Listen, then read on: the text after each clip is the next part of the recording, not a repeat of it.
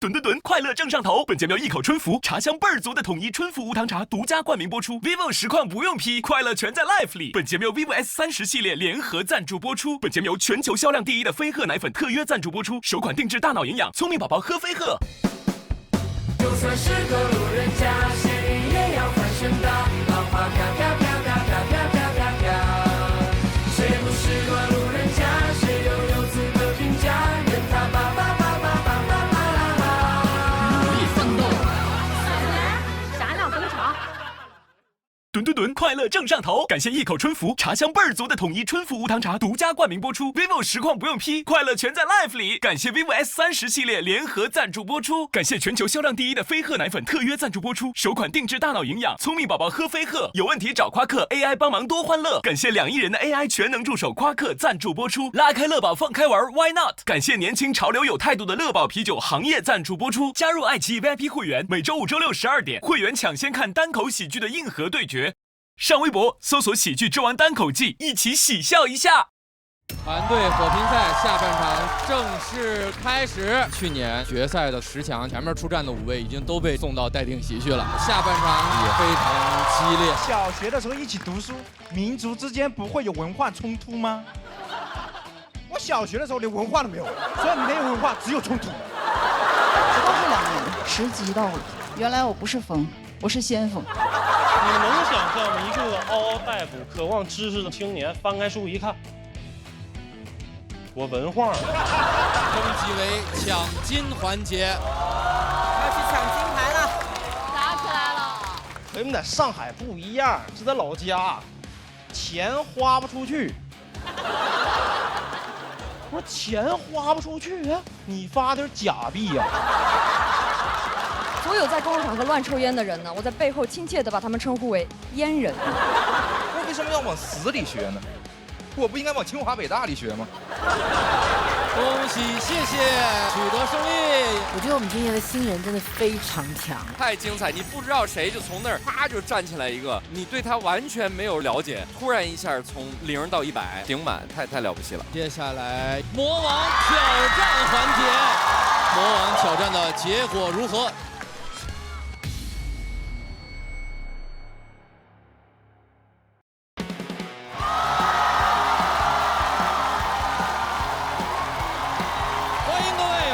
回到喜剧之王单口季第2季第1赛段团队火拼赛，现在继续。吨，快乐正上头！感谢一口春福茶香倍儿足的统一春福无糖茶独家冠名播出。现场的观众，你们快乐吗？快乐你就 vivo Live。感谢 Live Photo 神器 vivo S30系列联合赞助播出。飞鹤滋养小脑瓜，脑力体力2手抓。感谢全球销量第一、聪明宝宝都爱喝的飞鹤奶粉赞助播出。我们再次欢迎我们的气氛组组长，欢迎天真姐，欢迎大林，欢迎大鹏导演。我们看到已经晋级的诸位朋友坐在这边，座位也越来越少了。那咱几位还有什么要对接下来要上场的朋友托付的不？咱们都加油啊！一会儿拿出最好的表现，加油加油！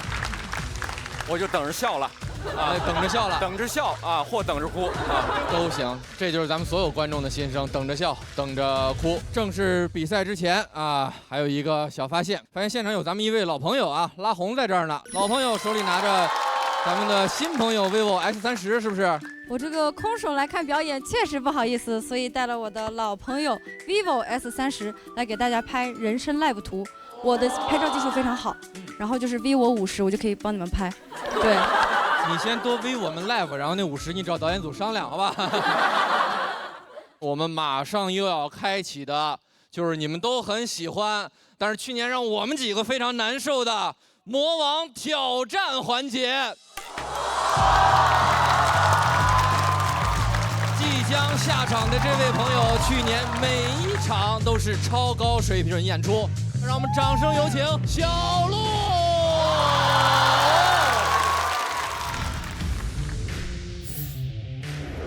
大家好，我是单口喜剧演员小鹿。婚姻是2个人的事情，但婚礼是我1个人的项目。这个婚它在劫难逃，我绝经了我就绝后了，我就没有卵用了。我觉得我们喜剧之王非常有可能诞生一位女王。小鹿有一点断层的优秀，我觉得他是很利落，非常全面。他就是我觉得线下线上都是最棒的脱口秀演员。我觉得他有点太厉害了，完全我的精神偶像那块。这个女人该死的完美。小鹿去年那个表现，不当魔王谁当魔王？我实在是说不出魔王这2个词，搞笑魔王听起来就很荒诞。小鹿姐在我们心里，其实说实话，她肯定是魔王，但是也很像自己的姐姐。她主动把我们来的早的女演员都拉了个群。女性改稿互助会，我到上海，当天晚上我去演开放麦，演完了我们几个就说吃点啥咋的。小鹿女士，来咱们都长点心吧，来找一个地方咱们一起改稿，来快点的，把你电脑打开，来别说别的了，然后就一个一个的过每一个人。但凡弱的就赶紧拿掉。他在对于上下文，他没有什么必须要留住的。哎呀，那是大改特改，改到早上，真的像班主任似的。我们等于一起备赛了几天，就是因为我节奏特别不对，然后小鹿就想给我示范。我觉得现在我见到小鹿，我觉得她是我的老母亲。她就是像大姐一般的存在，她就很女侠。我觉得大家都有在从小鹿姐、从付航他们2个人的身上学到很多东西。因为他们现在正在走的路，我去年就在走嘛，所以我非常希望姐妹们不要轻易自我否定，要坚持讲你自己很想表达的东西，相信自己非常厉害。让我们掌声有请小鹿。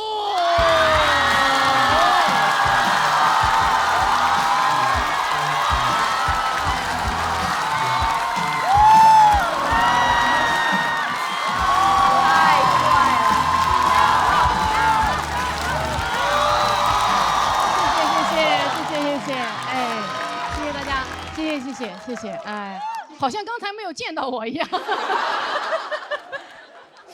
哎，很开心啊！今年不用比赛当老友了，做脱口秀真好哈，年纪轻轻就可以倚老卖老啊。我和付航今年迭代了去年的老友啊，去年的老友庞博横向调动为主持，去年的主持喜提毕业啊，脱口秀也搞降本增效了啊。老友的作用呢，其实就是稳住老观众，衬托新演员，托举他人，献祭自己，老友记嘛。所以大家能听得出来啊，现在的出梗已经有一些调皮了啊，这就是我今年的喜剧风格啊，笑不死风啊，我就会讲那种观众会笑，但又不至于威胁你们生命安全的笑点，你们听完之后统一的反应都是哈哈笑不死。当然，如果我这么控制还是太好笑的话，那就说明姜还是老的辣。要是真不好笑的话，那就说明姜乃是你们的辣。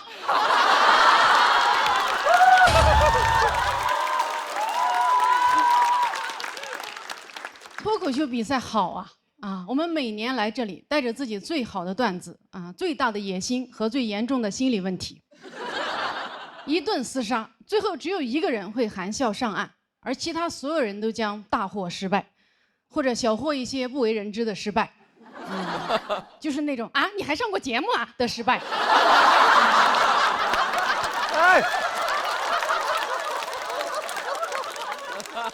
太残酷了啊！残酷的就像这个世界上其他任何一个行业一样啊。但人呢，又没办法不比，就连我们今天能坐在这里瞎比比，那都源自于当年我们在爸妈的身体里拿了那次游泳比赛的冠军。那是我们第一次拼命。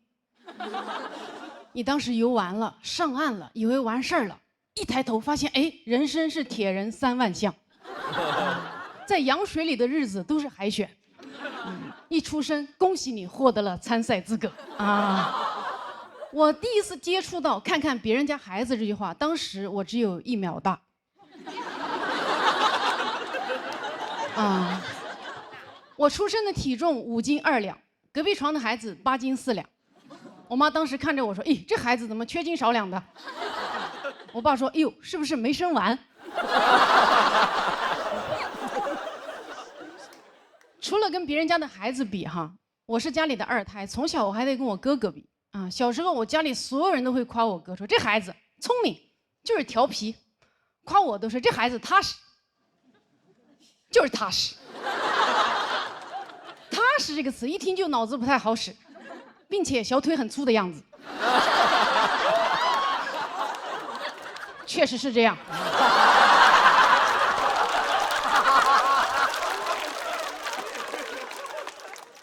踏实这个词啊，从不单独出现啊。从小我就知道，踏实肯干懂事是我的核心竞争力。小时候上山砍柴，我哥非要不走路，他非要我奶奶背。我奶奶看着我，我说我不用背。我奶奶说小鹿真乖，比你哥懂事。于是我奶奶背着我哥，我背着柴。我好开心啊！我赢了啊！我既懂事又有柴。哎，我奶背人，我背柴，我哥好惨，人财两空，笑不死。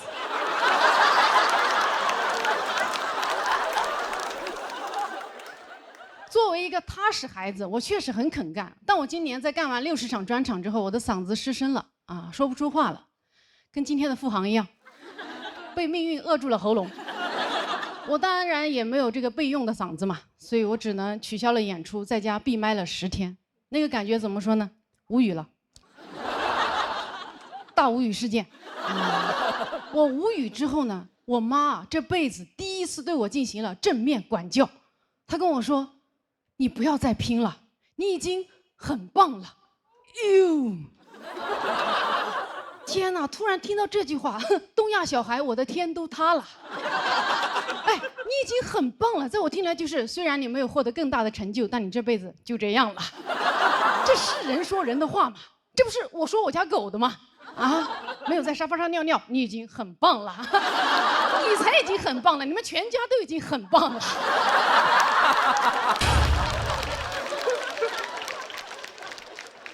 我这才哪到哪儿啊？哎，我妈吓得我都开始反省了。我想呀，到底是什么事情让我的父母突然放弃了我？是我哥突然出息了吗？也没有啊。我赶紧回复我妈，我说妈，我还可以更好的。我妈秒回我说也是。啊，你现在生个孩子比啥都好啊！你看你哥啊，书读的不多，但现在2个孩子都这么大了。我说我看我哥啥？2个孩子都是我嫂子生的，你带的。我看我哥过得有多爽。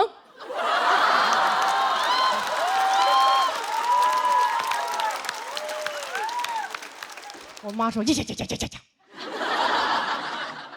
这你跟你哥比啥？”哎，又不让比了。你发现啊，父母这个评判标准真的是说变就变。小时候跟你说好好读书比啥都强，现在跟你说生个孩子比啥都强。以前跟你说人这辈子得做点事儿出来，现在跟你说人这辈子得做个人出来。2个更好啊，3个最佳。我不是不想做人，我只是不喜欢别人教我做人啊。我现在确实也想生小孩了啊，但我想生小孩不是因为我觉得生个孩子比啥都好，而是我觉得生个孩子怀着孕来比段子比啥都好。哎，你想一下，如果我能怀着孕来比赛，那简直是喜剧之王炸，对吧？比好了是带球过人，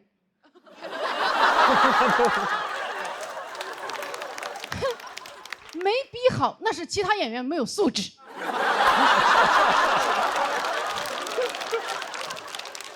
不给老弱病残孕让位啊！但是啊，我一直都没有怀孕啊，看来我的孩子不想为喜剧而生。我办的游泳比赛没有人下水啊！我现在突然意识到哈，怀孕本质上就是一场服从性测试，只有那种在娘胎里就想比的人才会出生啊！一出生就被比，所以叫 baby。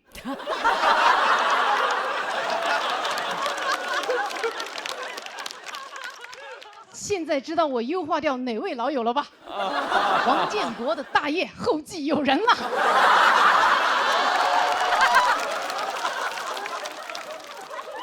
其实我今天想说的就是，生而为人，就说明你天生爱比啊，爱比不是病，想赢不丢人。你不是好胜心重了，你就是 DNA 动了啊！咱们爱比就多比啊，都别装不比哈，最烦装不比的人了。好，谢谢大家。耶谢小鹿。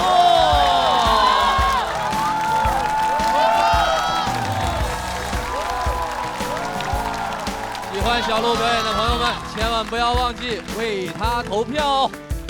3、2、1，请锁票。缺啥补啥是吧？掌声再给小鹿。谢谢。今天这个建国若隐若现的这篇稿子，不好意思，朋友们 ，I'm back。是你自己要这么写，还是国仔在里边有所注意啊？有了一些这个 KPI 吧什么的，很开心，因为我觉得，我一直很喜欢建国去年说的，他觉得人应该调皮一点。但是在正常的世界里好像不能被容忍，然后我喜欢在这个舞台上尽量多的去展现这些东西，而且我有时候感觉大家对于谐音梗有点歧视了，但其实巧妙的谐音梗真的很好玩，但是现在大家有点被驯化了，就是一听到谐音梗扣钱，我感觉这样有点其实是多少有点这个歧视我们谐音梗，已经是你们谐音梗。他这篇稿子其实讲的东西还挺认真，但是用了很多这种奇了歪斜的这种小包袱，就显得他这个稿子又认真的在说东西，然后又让大家的气氛非常的轻松的讲了一个沉重的事儿，是吧？是，就是我觉得写这个关于笔的这个话题，因为我觉得很多时候我们喜欢云淡风轻的人，喜欢特别松弛不争不抢的人，但是很多时候我们被培养的方向就不是那样的人。就像我从小被鼓励的方向是踏实肯干懂事，这样的人你怎么可能突然长大就松弛了呢？对吧？这样的人你往往长大之后就是一个别扭、焦虑、不酷的大人。所以我觉得，可能当我们意识到，可能我更想成为的是什么，而我又不是那个东西的时候，我先接纳这个阶段的我就是这个样子，我就是如此的焦虑，如此的拧巴，如此的想要，那我去接受这个东西，直到我不想要的那天，让它自然发生。我也觉得人在表达的时候，始终在寻求一个能让自己相信的一个方式。就是您想的这一套，不是说只有您信了才能说。其实您想出来跟大家说的时候，在不断的一次又一次加深大家的印象的时候，同时也在给自己鼓劲儿，也在自己觉得对我是有这个想法，然后我越说我越能坚定，越说越能坚信。对，所以说特别好。就是这个一个很沉重的话题，用这么俏皮的方式，一遍又一遍的鼓着自己往下走，特别好，特别厉害。谢谢。天真姐也是去年一路看好小鹿，支持小鹿。对，我觉得小鹿去当了魔王呢，既高兴，就是你可以不要那么大压力了，我又觉得遗憾，因为我还是很想看你比赛的。等等啊，这个人生还长。对，就我去年看了你线下的那个中女时代的专场嘛，然后今天讲的整个稿子其实又是全新的东西，又是一个全新的视角，所以我觉得你的创作能力真的是非常非常强，这个再次感叹一下。我觉得这个舞台上就是能够像一个照妖镜，不对，就是像一个镜子一样，能够照出每个人的，就照出每个人的自己。他是小腿粗壮的你，今年确实跟去年活儿不一样了，今天开始有舞蹈了，开始进行一些舞美。其实你在这个舞台上，从去年包括更早的时候参加的一些比赛，其实都看见了你一路的成长，你的自己的那一切已经在这里蓬勃的发生了，能感受到你更多的成熟跟能量。然后我就是很希望你可以一直在。会的。一直都在，老演员一直都在，新演员不停的来。我感觉整个场子是属于你的，这里是你的家。我跟你一样，成长的环境过程当中，极少的被肯定和鼓励。说的最多的也是踏实。那我听了你的这个段子，我感觉疗愈了我一点，就是最起码我当过一次赢家。哎呀，笑不死。我也就当过那一次冠军，游泳比赛的那一次。我觉得你有这种魔力，就是你可以掌握笑，还有笑不死、大笑，你可以掌握大家的情绪，只是你选择怎么做而已。这个舞台就是你的，厉害。谢谢你。而且小鹿为什么跟建国这么熟，因为小鹿今年除了是魔王老友之外，也在跟国仔还有很多其他编剧朋友一起，都在帮助我们这些演员，一直在改稿。这个在座的应该很多朋友也都受到了小鹿，包括大家的帮助，谢谢你，谢谢。很开心，很开心，很开心。了不起，了不起。但是谐音梗这个手艺就别往下再传了啊！太多咱也受不了。确实，我们这个环节依然是魔王挑战环节，分数最高的那个人就拿到复活金牌，他可以为他们组再多赢得一个晋级名额。那么会有哪些人选择挑战魔王小鹿呢？请起立。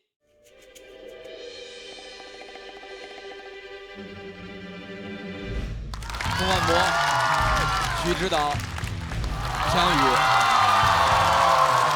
这是咱们去年西单的10强唯一幸存的选手。我相信翔这次那一年，第1轮继续打魔王，也能跟去年一样，继续获得1块金牌吧。魔王挑战赛，我觉得首先陆姐魔王就很难打了。然后最后于翔宇起来的话，可能会把这个气氛带掀到第2个小高潮上。我是非常相信徐指导的水平的，我觉得徐指导去挑战小鹿，我非常 OK， 我觉得会非常好看。这个激烈程度，咱们就是说不言而喻吧。掌声有请宋万博。哎，大家好，我是宋万博啊，我从事单口喜剧有10年了。博博老师是毋庸置疑的前辈。现在很多人老提石墨入教，其实当年是石墨入教博。我跟博博，我们15年开始就一起演出了。伯伯是15年跟我一起走上单口喜剧舞台的。15年吧，15年就开始在一些小剧场，在一些酒吧、咖啡店演开放麦、演专场、演拼盘这样一步一步。宋万博就是相当于我们的专场脱口秀启蒙。他专场我都是坐火车去，然后连夜坐火车回沈阳。17年的元旦，他的专场，那个时候还是在北京单立人四合院里边摆个40-50张椅子，我坐底下。下面这个演员呢，他的这个段子特别有态度，被我们大家认为是硬核喜剧的代表，让我们掌声欢迎伯伯。宋万博有4个专场，然后之前一直在演线下。他是一个很自洽的人他没有为红不红这件事情感到焦虑过。我觉得，尤其是跟他同辈的演员，大部分人都已经被很多的观众朋友们看见了，然后他一点都不着急。我觉得这个定性真的是很强啊。宋万博是个小老头，青春洋溢的小老头。几个了这是？博博特别像老年人用电子产品。就是你从业10年了吧，你总觉得这个10年是一个非常重要的一个节点，这试一试呢，对吧？而且小鹿，我觉得我们上回同台是2年前了，然后上次一块参加比赛应该也是17年了，我觉得可以再找回一下我们一起同台竞技、一起同台演出的那个感觉吧。加油，伯伯！伯伯！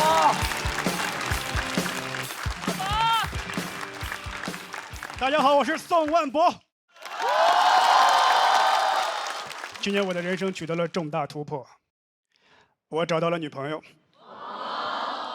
我是在交友软件上找到的。说实话，一开始有点犹豫，因为我一个朋友跟我说不要用那玩意儿，上面男男女女都可乱了，不是啥正经地方，你别下载。我下载了。使用感受怎么说呢？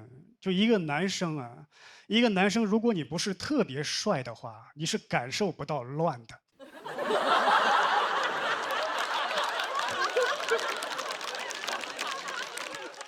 我用了1周，这哪乱了？挺正经的呀。我都加了一个考研群了，每天打卡背单词。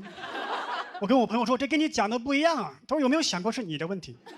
我说是我不好看吗？他说难看。就你长得太正了，你特别像我们教导主任，不想找你谈恋爱，只想找你背单词。我说你说这个简直荒谬啊！他说对 ，ridiculous。哎，我平时背没这么顺呢。还有你长得有点朴实。我最烦朴实这个词，因为朴实意味着土。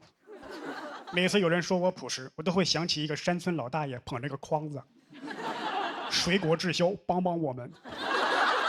我想谈恋爱，帮帮我吧。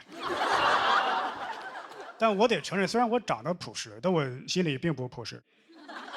我不是我这张脸的人，只是长成了这个样子。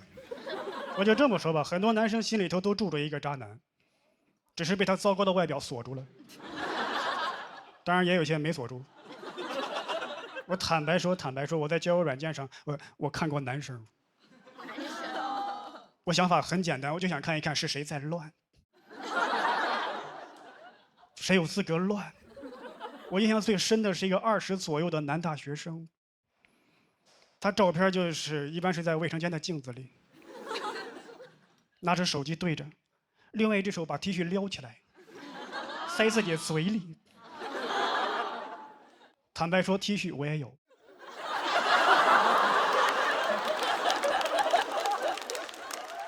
但我差的是 T 恤吗？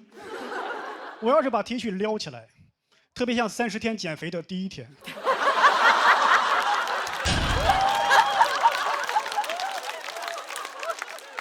有些人会问，在交友软件上什么样的人会受到欢迎？长得帅的人。有什么疑问吗？长得帅的人在哪都受到欢迎。我当过帅哥。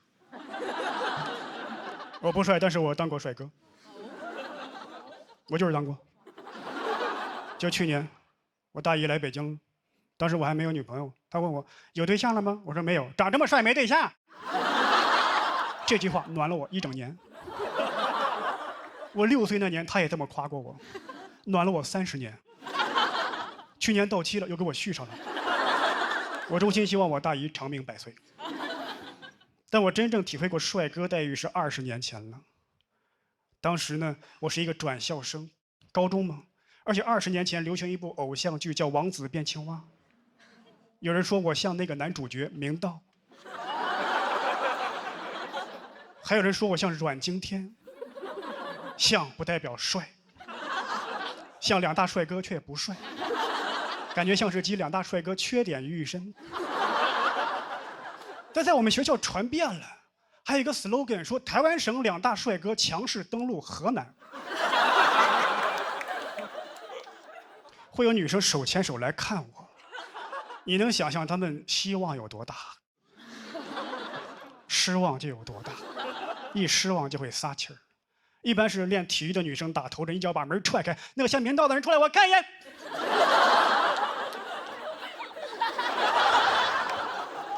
像个屁呀！我说不像明道，也不能像那个吧。这还只是轻度的，中度的一般发生在课间的时候，我喜欢趴桌上睡觉，更增添了神秘感。想象一下，转校生，教室的后排，课间喜欢睡觉，符合校园帅哥的一切设定，就差帅了。会有女生头从那窗户那都钻进来了，就他一瞪我看一眼，我看一眼，看。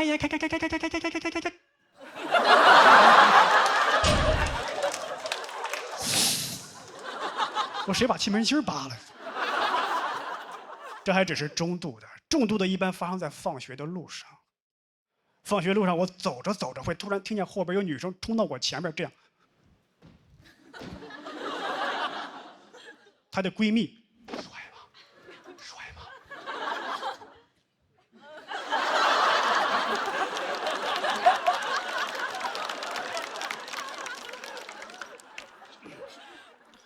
关键是我招谁惹谁了。但我也不怪他们，我觉得要怪就怪那个第一个看完我失望回去那个女生。你失望的回去了，你也不告诉别人，感觉我被全校的女生都骂过了，对吧？她看完丑死了，一点都不帅，丑死了。别人问长得怎么样，我觉得还可以。这不是我喜欢的类型，你们去看吧，没准喜欢呢。丑死了。后来我打听了一下是谁在造这个谣，说我们班有一个女孩，她特别喜欢看偶像剧。当然，她只是说我长得像，但是造成那个后果，我要报复她。我报复她的方式非常极端和残忍。我说她长得像刘亦菲。你们可能不太了解，20年前刘亦菲在男生心目中是什么地位，相当于20年后刘亦菲在男生心目中的地位就没变过。我也让你尝一尝被大家轮番唾骂的滋味，但我忽略了一点，就是这个女生啊，首先人家底子好，其次呢，就是当时男生的审美呀，很容易被舆论操控。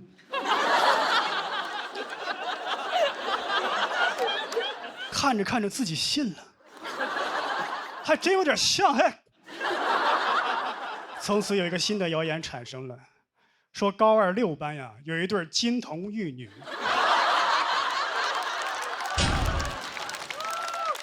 明道和刘亦菲。刘亦菲不错，明道有些 ridiculous。那就说到这里，感谢各位，谢谢伯伯。参加的观众朋友，千万不要忘记为他投票。倒计时最后3秒钟，请锁票。再次谢谢波波。波波确实讲脱口秀时间很长了，可以说你算不算是北京第一批就开始讲脱口秀的那批演员？算第1.5批吧。对，我跟伯伯是15年认识的。对，那时候大家就骑着电动车在北京的胡同里一起赶场。还有期末，我们那时候就很早，还有教主，再到单立人成立，大家就一起都这么多年一起过来。对。我觉得伯伯他就是一直以来都有自己非常独特的一种非常沉稳的风格。就这么多年，我觉得他也是那种非常坚持自己，而且不会轻易妥协、被改变的人。那我多问您一句，您不是说现在开始谈恋爱了吗？找到自己另一半了？您这段关系是怎么开始？是怎么好上的呢？就是在交友软件上认识，然后在线下见面，慢慢就好了嘛。好，我以为会有那个，就是更加那什么的详细。其实就是非常 old school 的那种，我们一块儿去逛公园、压马路。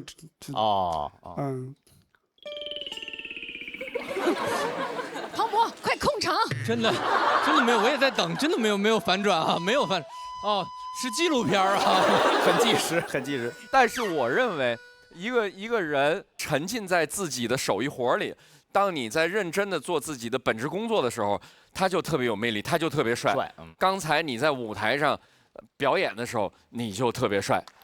谢谢。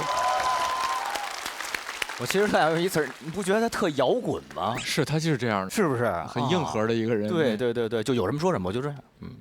你说我还是他？都有，我只能说都有，都帅。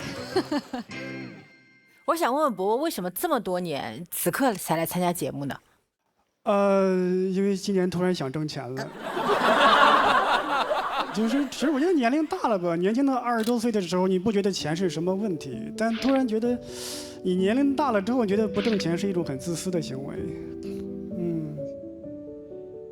而且还有一点就是，我觉得我上次跟小鹿同台是23年了，我觉得可以再找回一下我们一起同台演出的那个感觉吧。挺好。伯伯现在获得了气氛组的3票，请你先回座休息。感谢各位。下一位要上场的演员来自北京喜番俱乐部，我们掌声有请喜番ED徐指导。徐指导在线下是无论什么场子，他都不会讲凉。就他经常演出的时候，你就感觉很安心。你想说今天有徐指导，那这场演出肯定不会差，因为他是一个非常稳的人。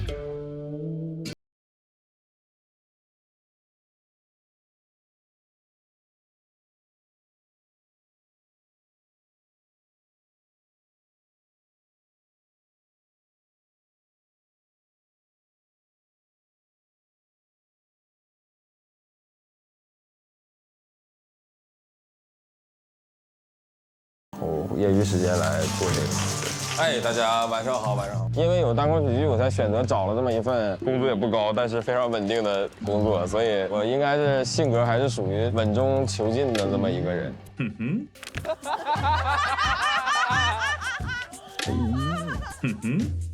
我因为西西去年来过嘛，所以那个相对我们来能踏实一点，就很多东西就是可以学一学，问一问啊，帮一帮啊，看一看啊，管一管啊，学一学。领导，好的领导，翻了6番，翻了6番。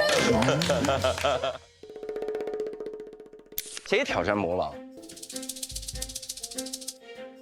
一般来说，新人挑战魔王，大家会给你一些个勇气分。试试吧，那就齐指导打吧，因为你那一篇无论在哪儿都会很出色。行，我打。稳住，我觉得用饱满的状态把段子讲好，不会差的啊，我坚信。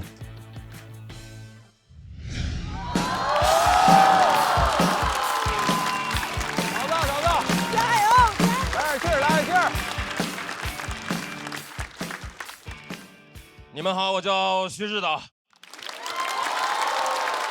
今年是我第一次参加节目。我来的时候选战队队长的时候，我选了一个我非常喜欢的演员当队长的第一志愿，就是刘洋教主。因为我很希望跟他能一起在那里并肩作战，并肩作战了15分钟，被打下去了。我本来想让队长好好领导我，我现在想办法捞块牌子捞队长啊。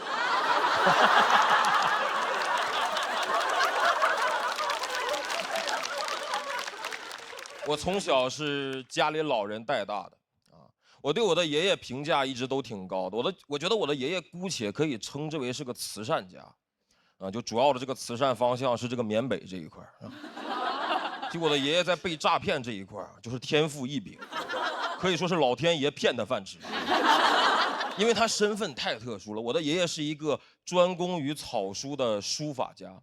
名字叫徐德伦啊，就如果你们真的好奇的话，就等下演完出你们可以去搜他，啊，但是你们不要去骗他，因为我马上就要讲到别的骗子是怎么骗到他的，这些都是吐槽我爷爷，不是跟你们介绍我爷爷的使用方法。因为我爷爷是一个民间老艺术家，他很渴望自己的作品能够被大家认可。骗子就会拿捏这个心态，比如我爷爷经常会花重金买回家里一些你一听这个世界上他就不该存在的奖项。前段时间家里多了一个奖状，叫中华书画4大魁首，上面4个头像：徐悲鸿、张大千、齐白石、徐德伦。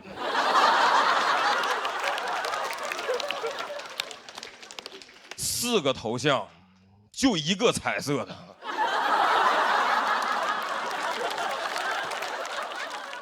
今年我过年回家，饭桌上我的爷爷非常开心，啊，说一家人都回来了，想开瓶茅台。我说爷爷，咱们都自己家人，没有必要喝这么贵的。只见我爷爷大手一挥，掀开帘子，里面露出了一箱长得像茅台的酒。我说爷爷，咱可都自己家人，要不稍微喝点贵的。我爷爷拿出了其中1瓶假茅台，各位，我看了一眼那个假酒的包装，我就明白这个骗子有多么懂我爷爷。就那瓶假茅台的包装正面跟你们见过市面上的真茅台长得一模一样，完全正常。它的背面印刷着一整套的这个徐德伦草书作品。我说你俩啥时候联的名啊？我爷爷说刚开始合作，主要是人家对爷爷这个草书作品的认可。这1箱酒，茅台12瓶，人家卖我328。我说这茅台2000块钱1瓶的酒，怎么印上德伦草书跟散白一个价了？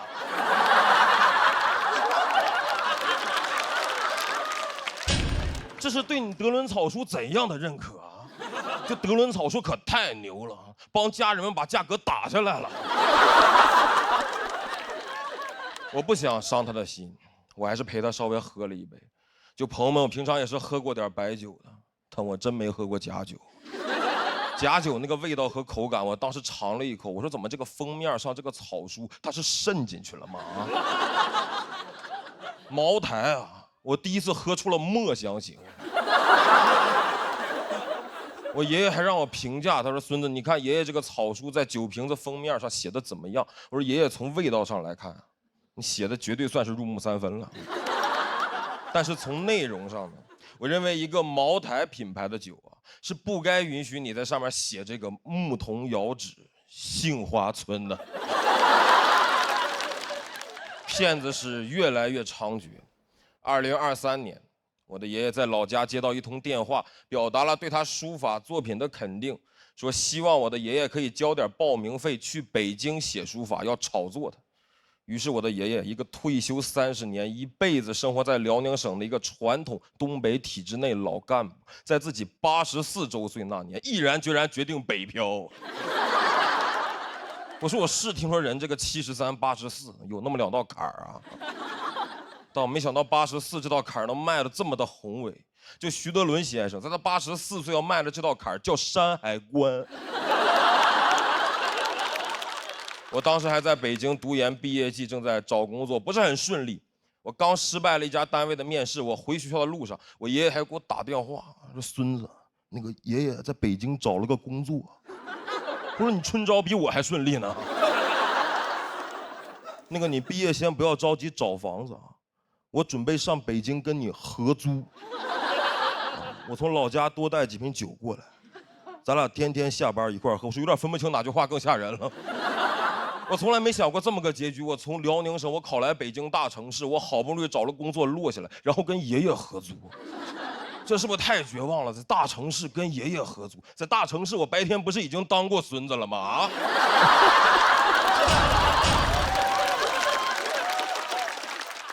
跟爷爷合租，各位，你们有人跟爷爷合租过吗？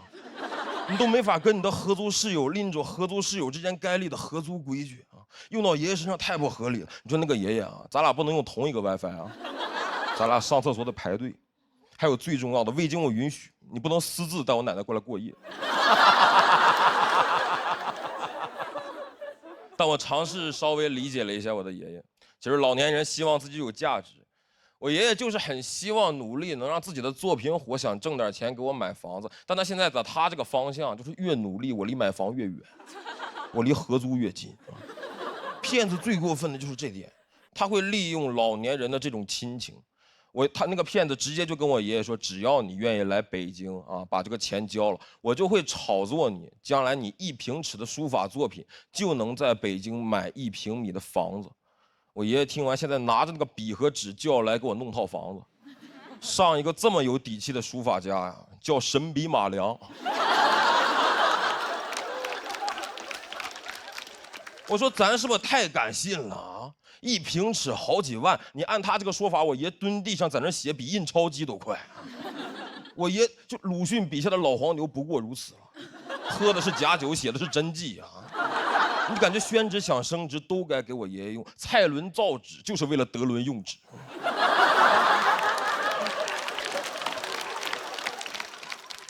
上周我跟我的爷爷说，我说有一个单口喜剧的节目找我，我下周准备去一趟上海，我准备带着你的名字上节目，争取咱爷俩起码火一个。我爷爷听完笑了，说你是不是叫人骗了？家人们，谢谢各位，谢谢你们。谢谢徐指导的表演，喜欢他的朋友千万不要忘记为他投票，倒计时最后3秒钟，请锁票。谢谢徐指导的表演啊，在这儿也跟这个徐德伦老先生喊话一下，我们这正规节目啊，爱奇艺做的啊，有那个具体的细节我让真勇给您打电话汇报一下啊。爷爷说你的孙子在我手上。不过徐指导也是有一小梦想，说想把这个德伦老先生的作品带到更多舞台上跟大家见面，我们可以看一下。啊，可以。哦，哇！因为我爷爷平时写草书，然后他这次特意写了一个就是简体中文，然后啊，这是大概前天吧，然后我才跟他坦白我要讲他，因为他到现在也不承认自己被骗嘛，所以，然后我跟他说，爷爷，我准备那个上节目，主要是宣传你书法，然后，家里人也这么骗啊？哎呀，相欺相骗一家人，挺好，挺好。那你爷爷知道你要挑战小鹿这么一个有压力的一个环节吗？我爷爷应该不认识小鹿老师。但我确实那个跟我爷爷聊过这个事儿，我说那个哪怕就是只讲一篇，然后我也讲这个事儿，然后哪怕只讲一篇，咱就尽量跟就是特别喜欢的老师们一块儿打一下 PK 一下，交流交流啊，交流交流。刚才那个庞博老师也说了，说您是喜番的小舅子呀，什么小舅子？不是没有一姐吗？你不是一弟不是？那小舅子也差辈儿了，怎么能小舅子？因为我当时签这个俱乐部的时候是21年，我当时大概刚讲了3、4个月，然后喜番就已经看好了这个新人，想榨取他的剩余价值了，所以很早就签我。但我当时俱乐部只有77一个女演员，然后大家就叫她一姐。但我一个新人，我当时都没上过几次商演舞台，你很难说我是一哥，所以大家就叫一弟。因为我跟您那个经历比较像，我也是跟爷爷奶奶长大的啊。您说爷爷今年80，爷爷是41年生人吗？我爷爷是40年生人。哦，40年，因为我爷爷是41年生人，然后我爷爷也爱买假酒，不是他爱买，是他真的认为那是真酒。对我爷爷也是，我爷爷这次还让我给节目组带呢。我说就算了，我说人家工作都挺忙的，喝你这喝坏肚子了，怎么推进啊？他不是坏脑子的那玩意儿。啊，问题是我跟我爸买得起真酒，他也不行不喝。他说你都让人骗了，说你这玩意儿，他说我年轻时候这玩意儿卖不了那么贵，这现在我跟你说这外边炒的都你找黄牛买的，就得喝这便宜的，这是真的。茅台就该散着打。对，说人家原厂直接给的是吧？啊，特别好，特别好。我也喝过那种酒啊，是我父亲在网上买的。但是跟您那儿不一样，他后面没有这个草书啊，但是一眼也就能看出来，那个应该不是正宗茅台。我感觉您这个脱口秀表演也是墨香型的，感觉好像很有文化啊。我以为说我是假的呢，还是怎么墨香型？其实我听你讲你跟你爷爷的段子，我觉得很温馨，就是因为我们这代人好像比较少，这跟再上一代人有那么多交互的故事，然后能从段子里听出你们俩是感情真的好，对，然后你爷爷也是个非常爱你且很可爱的人，所以我觉得你就是把他的那种形象描绘的非常的生动，然后我就会觉得是一种那种不是那种很强烈的、很刺激的感觉，但是一种很温馨的另外一种风格的脱口秀的感觉。明白。你的创作有进行过除了脱口秀之外的更长的文本创作吗？剧作或者是小说之类的？我还没尝试过，因为我其实时间也不是很多，我也是兼职演员，我还有一份本职工作是在做财务。对，就我感受上你好像是一个文本比较强的人，所以我在想也许你可以试一试。明白。因为我觉得你有很多细节的表达是很好的。我觉得你有可能会写出特别好的剧本，就是这是我的一种直觉啊。行，那我试试吧。那有这方面机会吗？就是咱这边。有的话，我当然愿意。就是我工作也没那么忙，说实话，就是。徐指导确实很厉害，在线下很多比赛里面都拿到了很好的名次，也是拿到过梁岩杯冠军的人，打破了梁岩的拿金牌记录。就很奇怪，就他叫梁岩杯，但很多人拿过这个比赛冠军，不知道为什么。谢谢你带来这么其乐融融的表演。回去也可以跟咱爷爷说啊，想联名也可以思路打开，统一春福无糖茶，一口春福，茶香倍儿足。咱们这个书法这一块啊，不一定非得是入木3分的墨香，也可以是咱们余韵悠长的茶香。给咱爷爷带一箱回去，这个多喝点健康的，好吧？我看徐指导拿到了气氛组的3票满票，那么这一轮挑战最后一位上场的朋友。他去年也是新朋友，清清白白的哲学应届生，欢迎于翔宇。Hello， 大家好，我是于翔宇，我又来啦。什么亚里士多德呀？多劳才能多得。我爸妈说了，在外面累了就常回原生家庭看看。我觉得你有一种蛊惑人心的能力。他跟小罗一直是我们节目的文本双子星啊。去年于翔宇他是一个黑马的姿态，给了大家很大的冲击。他上一期可是一个纯新的人哦，他能迅速的适应这个节目，我觉得他已经很厉害了。确实，上一期播完之后反响不错，很多观众喜欢他。确实也忙了一些其他工作。人累死累活一辈子，就为了追求一串数字。女皇说好笑，这锅属于你们。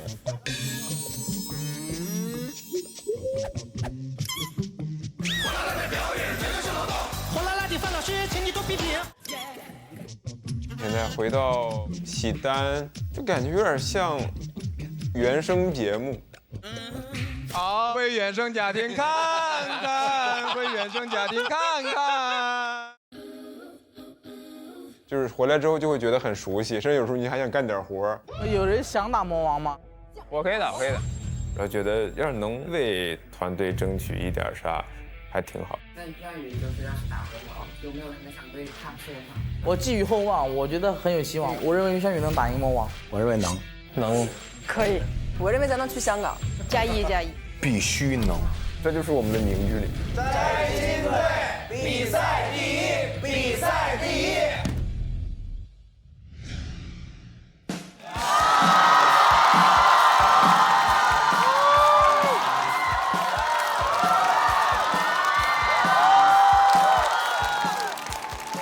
Hello， 大家好，我是于翔宇。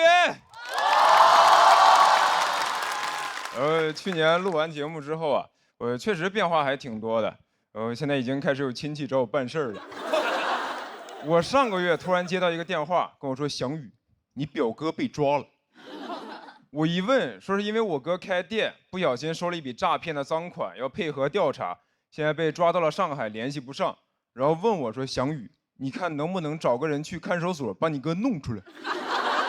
我听完直接懵了，我上哪儿找人去？我在上海认识的全是脱口秀演员，屁用没有，只会幽默。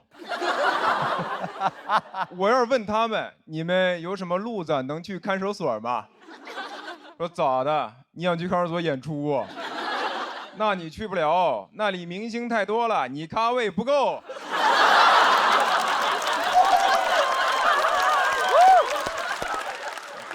我实在不知道咋办，我就寻思帮我哥找个律师，但你也不知道上哪儿找，就打开了大众点评。哎，大众点评真的有很多律所，但那些好评你也不敢信，就跟饭店一样，很多好评一看就是刷的，说这家律所位置好找，不用排队，判的死刑立即就执行了。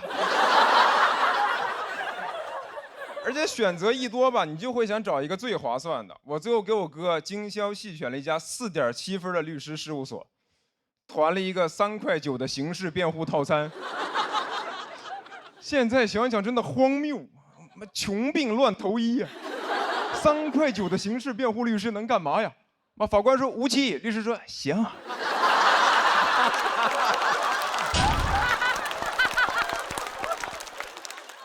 我哥在那儿，我到底犯什么罪了？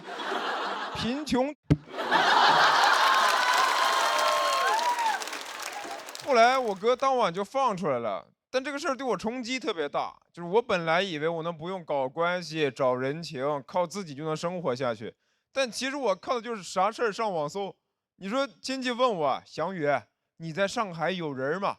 我说我有人工智能，有问题找夸克。夸克 AI 超级框，啥都能回答，就是搜商高。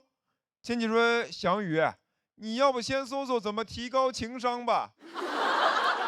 其实从上大学开始，家里亲戚就会说：“你出门在外，以后工作要靠人脉的，要多和那些比你厉害的人来往。但是比我厉害的人凭啥跟我来往？不都说人脉的本质是资源置换，人图我啥资源啊？图我网盘资源。”我直接给爱奇艺 CEO 发私信，我有影视资源要跟你置换，我拉你进资源群，你让我进娱乐圈，感兴趣出来吃个饭，我还有海底捞大学生优惠。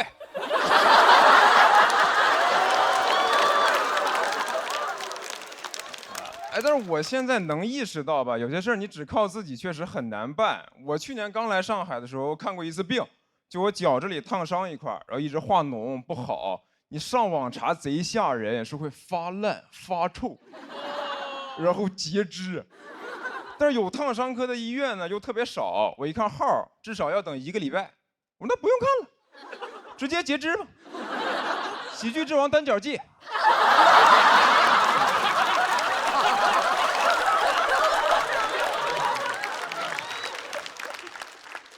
然后我找了半天，发现唯一能挂到的就只有那个特需门诊。他的意思就是你不用排队了，但是同样的医生，你直接挂50，特需门诊1000。我说，哎，这怎么医院还有迪士尼速通卡呢？我要不还是排队吧。我就发现人在财力有限的情况下，你哪怕是看病，也会下意识考虑性价比，就真的要钱不要命，身体的事儿不着急，啊，不就是排队排到死吗？至少能玩上1个项目吧，啊，飞越太平间。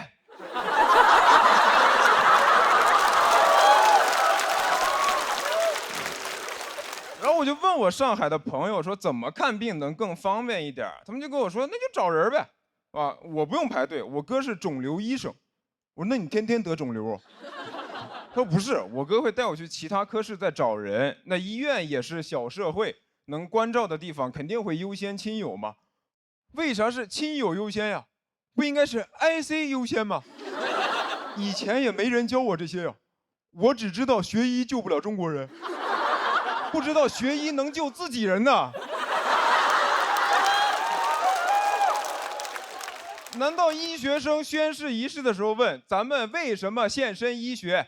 为家人谋福利。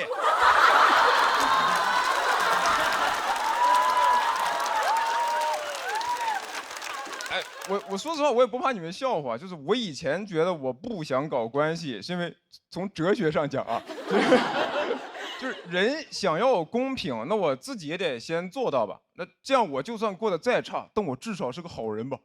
但我现在觉得，这不就是精神胜利法吗？就啥都没有，但是贼有态度。因为你现在想要过得好，你要么就有关系，要么就有钱，但我就是2样都没有，空有一身正气。但是嘴硬，我没钱，也没关系，都没事儿，好人一生平安。谢谢你们，吴湘宇。谢谢于翔宇的表演。喜欢他这段表演的观众朋友，千万不要忘记为他投票。倒计时，3、2、1，请锁票。掌声再给祥子。哎呀，干什么呢？喜剧之王单脚记呀，你啊！脚还没好，没有。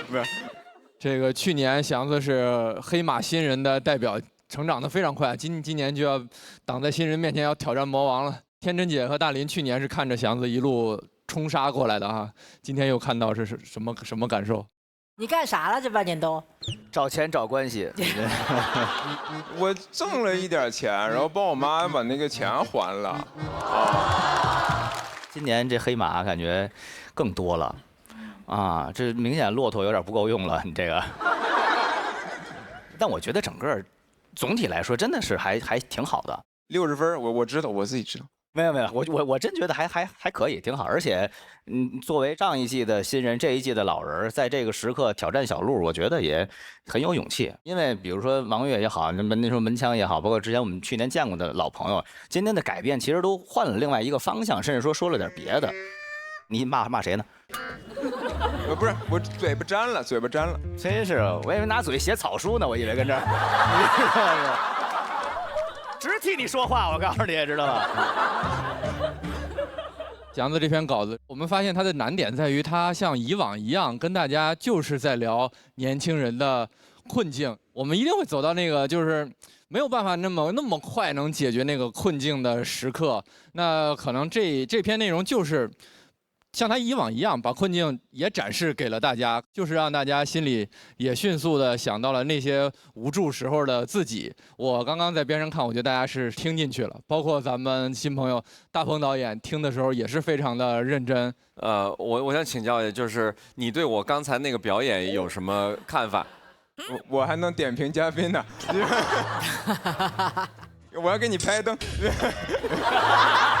啊，我想听你说一说。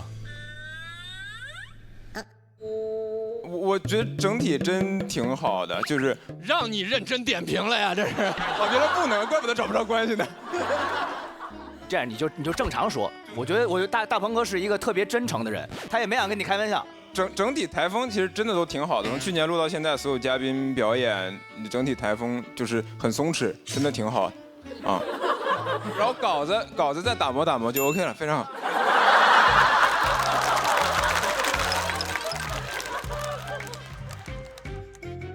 我特别感谢你给我提的这个建议，我希望未来还有机会我再进步。然后呢，我就是现在开始点评你了因为为什么我想听你的意见呢？是因为我觉得你是哲学系的，你肯定会解决掉我的很多困惑。我就非常非常期待你的这个表演当然这个表演也符合我的这个期待因为它其实是年轻的朋友们的一个痛点，你给站在台上你说出来了，这是一个很了不起的事儿。这个痛点咱们没有办法给予答案，我觉得谁也没有办法最后能带着一个明白能够走出去，最后下次不看病的时候避免这样的问题。但是你面对这样的问题说出来，我觉得你就很了不起。谢谢大鹏老师，谢谢祥子带来的表演，也谢谢气氛组给于翔宇的3票。那我们请宋万博和徐指导回到舞台中央。这一组有行业的老兵，也有今年的新人，也有去年就冲出来的黑马，加上小鹿4位也都是拿到了气氛组的满票。最终这一轮魔王挑战的结果如何？我觉得小鹿赢。伯伯他的段子有那种很轻柔的感觉，就是很轻柔、很文学的这个部分在，我很喜欢这种段子。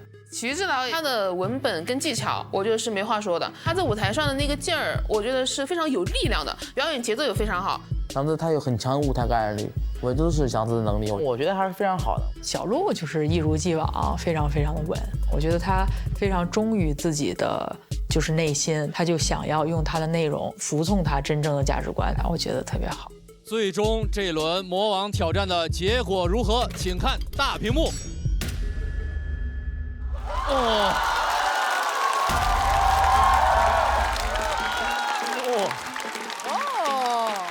恭喜于翔宇186票，3票之差，挑战魔王成功。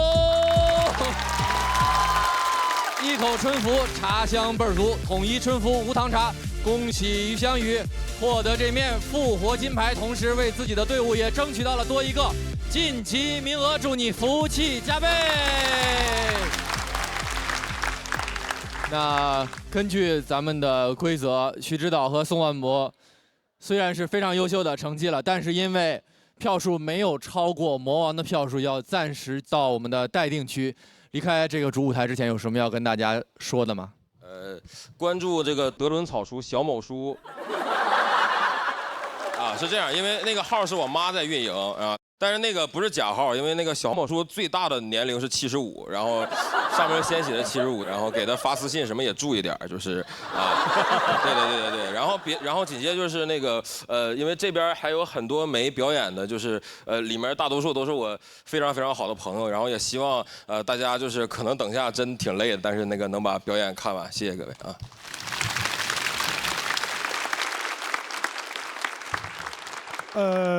其实还蛮开心的，就是感谢你们，感谢。谢谢波波，请2位暂时前往待定区。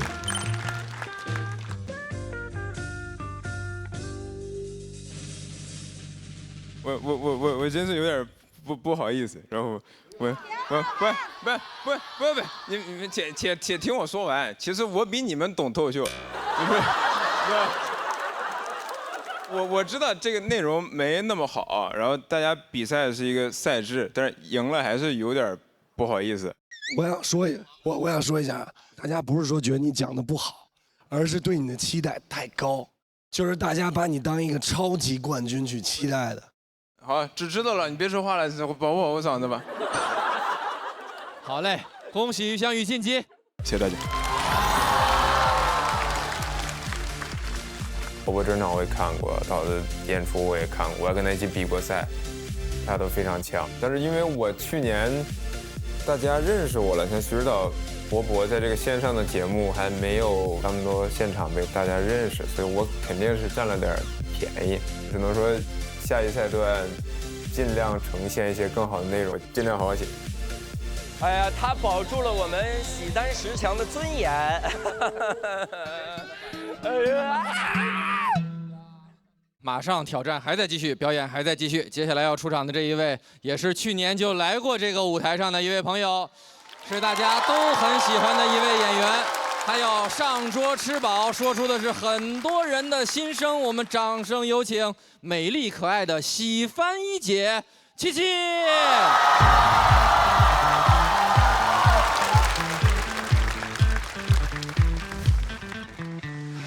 你好，我是七七，去年参加了喜单的第1季，今年又来参加第2季了。其实我去年挑战大魔王的时候，我是很紧张的，我是感觉自己不会晋级，我是做好了拼死一搏，老娘今天就此一战，老娘今年就你这一回，我是做好了这样的准备的。但今年我觉得我心态上也是更有自信了。我今年的目标就是我希望可以尽我力所能及的一些力量，可以帮俱乐部这些弟弟和姐姐，帮助他们走得更远。大家好，我们是喜番喜剧。其实我去年不是一个人来录节目的嘛，然后其实周围也没有什么很熟悉的人，我是感到非常孤独的。但这一次呢，跟他们4个一起来，我就感觉更孤独了。没有，我们4个孤立你，敢孤立一姐，我是不是一个好一姐？是。姐一姐好一姐，一姐会随时随地就是对我们教一教，讲一讲，随时随地动员会是吧？好，一姐说2句。我觉得我们肯定都没有问题，大家就放轻松，不要害怕，人没有恐惧就是无敌的。这个话是我自己创造的，这是我的座右铭。七七给了我很大的鼓励，他是我的定心丸。那我们就简单的再拍个掌吧。站起来！站起来！好嘞。好，一起喊啊！喜番无死，加油！一姐放松就没问题了。好。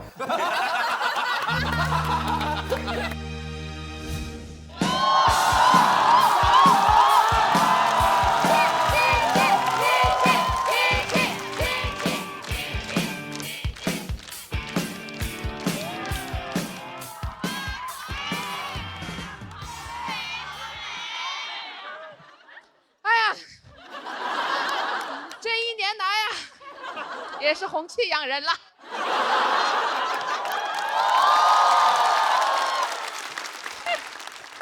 确实啊，今年又来了。我在去年的节目当中呢，就是表现出色。这个不是我自己说的，是我问了 AI。去年我上完节目之后呢，好多人夸我。还有人跟我说什么女孩子是世界上最美好的生物，女孩子都香香软软。我个人不太喜欢这种说法啊，因为我觉得我们女孩子是各种各样的，为什么一定要香香软软的，对吧？对啊，我们又不是什么法式小面包。但是直到最近，有一个零食品牌找我直播。当时真的没有忍住，我说我就是小面包，我香香软软，可能因为我太谄媚了吧，最后没有接到这个商务。上完节目之后呢，好多人说记住了我的自信。还有一些姐妹跟我说很羡慕我的天生自信，哪有人天生自信啊？咱们从来没有见过哪个医生在产检的时候指着那个 B 超单说：“哎呀，你这个小孩啊，先天性自信呐。”然后等这个小 baby 在产房里面出生的时候，他就做自己。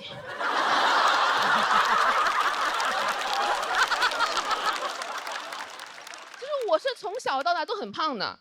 所以我不是天生自信，我就是天生胃口很好。哇，真的，我的胃口好到什么程度？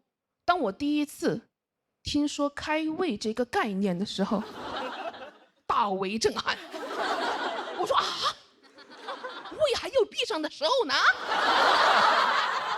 你们还得叫他开门吗？你们怎么叫啊？你说喂喂喂喂喂，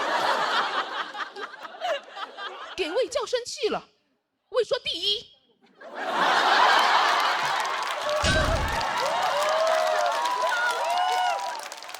谢谢你们喜欢这个梗啊，这个确实是我今年写书最喜欢的一个梗啊，没有任何原因，就是荒谬啊。我以前其实都很自卑的，我最自卑的时候是青春期，因为初中的时候特别喜欢把班上最胖的女生和最胖的男生拉郎配，对吧？初中都禁止早恋，而我在包办早恋。我跟那个男生啊都没有说过几句话，我们两个人不敢，因为我们但凡有一点互动，其他人就哎，你看，真是天造地设的一大堆呀。真的，现在回想起来，我们两个人当时特别像那种被强制营业的 CP。我跟他都想解绑，但粉丝们不同意。我跟他想解绑有一个方法，就是有一个人呢要瘦下来，但我瘦不下来，所以他必须给我瘦下来。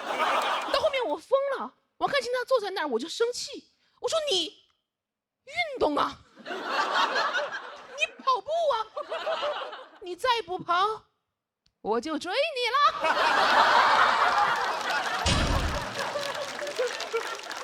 他说你不跑，我就追你了。同学听到磕疯了，哇，他逃，他追，这一大堆。好，都懂啊，都是磕过 CP 的人。但这个说实话不是我当时最害怕的，我当时最害怕的是体检称体重。都懂啊，因为我每次围着上那个体重秤啊，好多男生围过来起哄，那个场面万人空巷。那会儿就已经像女明星了，但其实那个体重秤更像女明星，我像她的保安，因为是我在，别看了，走，我们称老师不拍照。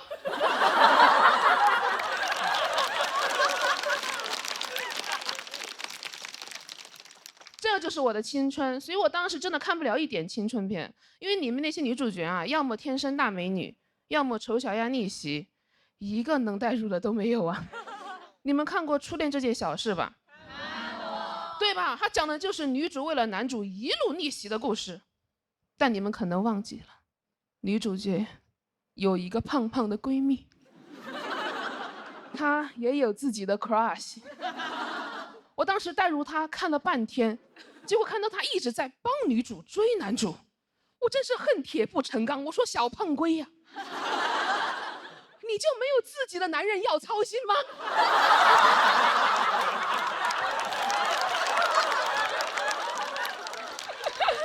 后来那个女主角啊，她不是丑小鸭逆袭变得很漂亮了吗？好多男生都很喜欢她，结果小胖龟还是黑黑土土的。我当时真的很生气，我说我们不是闺蜜吗？你美白不叫我，学化妆不叫我，哦，吃饭你倒是叫我了。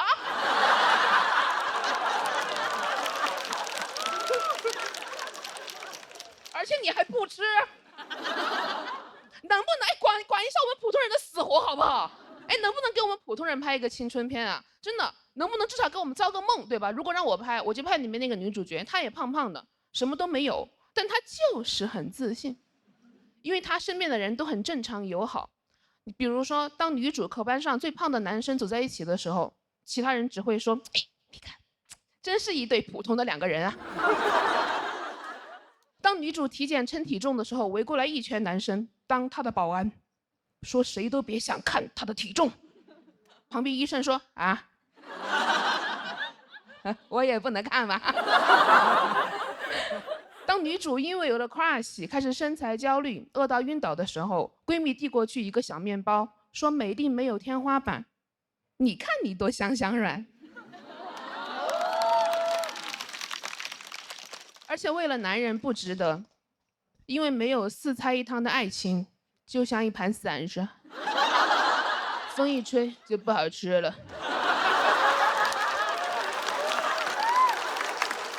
朋友听了我的这些设想啊，他说你说的这个不是青春片，是《舌尖上的中国》。不得不承认啊，姐妹们，目前的环境催生不出来这样的青春片，所以真的，如果你们觉得自己不够自信，你就装，你们别管，你先装他一个疗程的。如果你实在不会装，你现在在兜里装一个 vivo S30，等一下哇 ，Live Photo 神器，拍出鲜活的自己，好好看看你们自己到底有多美好。事实证明，谄媚是可以接到商务的。而且我们仔细想，你装自信没有任何损失，哪怕有人过来问你说你凭什么那么自信呢？不要理他，掉头就走，因为你确实不知道为啥。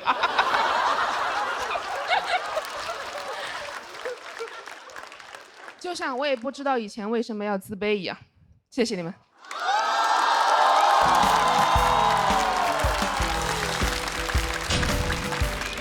谢谢七七，谢谢带给大家的表演。喜欢七七刚刚这段表演的朋友，千万不要忘记为他投票。3、2、1，请锁票。谢谢大家。该自信的时候自信，该谄媚的时候谄媚，分得还是很清楚啊。张弛有度。确实，去年天真姐就跟七七聊了很多，是不是？就去年就很喜欢七七，然后这一年他也穿了我们很多我的那个大码女装的衣服，然后他穿过的都卖得很好。哇，双向奔赴了。今天这件也是，今天漂亮，很漂亮，又带货了。回去必买，回去必买，听到了吗？天真姐。好，谢谢。常带货。谢谢。我觉得七七就是可以在舞台上耍起来了，就他之前就可以，但现在好像可以耍得更开，就是会有那种整个舞台都是我的，观众也都是我的，就你整个传递的快乐能量是非常强的，从头到尾。很喜欢你最后的那个底，就是自信虽然没有什么理由，但自卑也是没有理由的。对，我现在觉得我们要像恨自己一样去爱自己，要像觉得自己不好一样去觉得自己好，因为只有我们觉得好的时候，我们才能把事情做得更好，一定要相信自己。就是我们常常谈爱自己，到底什么是爱自己呢？假设没有外界的人肯定我们自己的时候，我们是自己永远的朋友、后盾，我们是自己最能给自己能量的人。所以我觉得任何情况下不要站在自己的对立面，不要去成为自己的敌人，这才是真正的爱自己，就是永远的支持自己。对，哇，这恨我们的人也太多了吧？至少自己站在自己这边，好不好，姐妹们？你今天一来，就是感觉这是你们家客厅。然后来了很多好朋友。哎呀，我家是在上海有这么大，这太好了。哎，你别说回卧室了，啊，就特别好，非常的松弛。然后其实就我们为什么总要看别人眼光，是因为我们做一个事儿，我们自己觉得有用，它叫意义；别人觉得有用叫价值。其实不一定非得做有价值的事，自己觉得有用就得了啊。我觉得七七已经找着了，我们也使劲，我们也赶紧找着他。哎呀。那你努力吧。七七这个表演里还提到了一个关于青春片的设想呢，那这要不压力给到大鹏导演？您讲啊，您觉得他这个设想怎么样？我对青春片特别不了解，我这拍的大部分都是喜剧啊。但是刚才他提出来的那个架构啊，是一个很有趣的设定，向您学习。希望以后有机会吧，我感觉就是看完他那个表演，刚才天真一讲，当时我就说，哎，拥抱一下我自己，我就觉得纠结了一天的问题可以放下了啊。演的，对，演没那么好也无所谓了，就是很治愈我，很治愈我。我觉得你的表演特别的好，是我看过录制到目前为止特别厉害的。哎呀！我今天晚上觉也睡不着了，记得找我，鹏哥。你说的是拍戏对吧？啊，拍戏。好嘞，确实啊，这个七七的这个自信也是赢得了大家的喜爱跟关照，获得了气氛组的3票。那挑战继续，对面的朋友要考虑了，要不要挑战七七？我们如果要就在倒计时结束之前起立。